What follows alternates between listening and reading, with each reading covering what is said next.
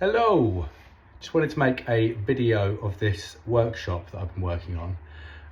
It's a really good one to kind of show as an example because of the type of project that it was. So it's about 9 months now since I came here originally, and the customer was building this in the garden to be a workshop. So when I first turned up, there was pretty much nothing here, just an idea of kind of building the structure, running a cable down to the house. And so what we did originally was, and the customer wanted a temporary supply here so that when he was working, he had power up here.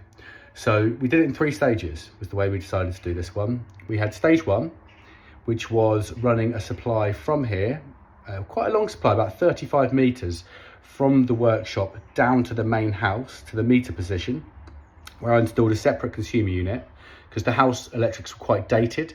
So rather than tap into that, I'm much more comfortable putting in a brand new consumer unit from the meter tails. I think it's a much cleaner and better way of doing it for these outbuildings. So did that, installed that, put a consumer unit down here, which you can see here, and that was phase 1. Then, with a temporary socket, as you can see there, that was phase 1.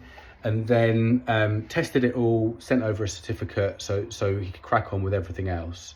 Then once the structure was up a little bit further, I came back again to get in all the cables, to go up to the lighting and the sockets and all that kind of thing, which was phase 2.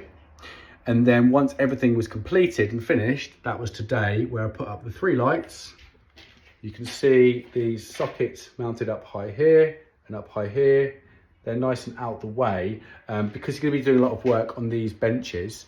One of the sockets up and out the way, just for leads, just to keep everything so that anything can be at any point on the bench and you won't have to move it. So keeping those out the way means you're not restricted at all in terms of space, because as you can see, we're quite restricted with space down here and along here in terms of where we went. So yeah, it worked out really well. Few lights, got our fuse board here, light switch as we come in, on off, and yeah, delighted with the outcome. Sort of project that I love doing, and it's a sort of project that I'm good at doing because I can allow the flexibility. I don't take on these huge projects. Anyone who knows me know I only work direct to the customer, won't work for builders, won't work for developers.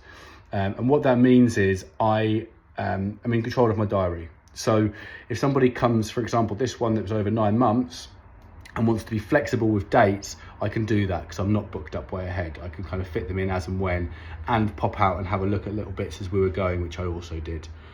So yeah, if you've got a project like this, I love working on spaces in gardens particularly. You know, whether it's a man cave, whether it's a shed, whether it's a workshop, whether it's a hairdressing studio, which I did recently. I love those ones that you're utilising your garden space to come up with something cool. So yeah, I'd love, even if it was just to come and have a look and give you a quote, let me know. Cheers, bye.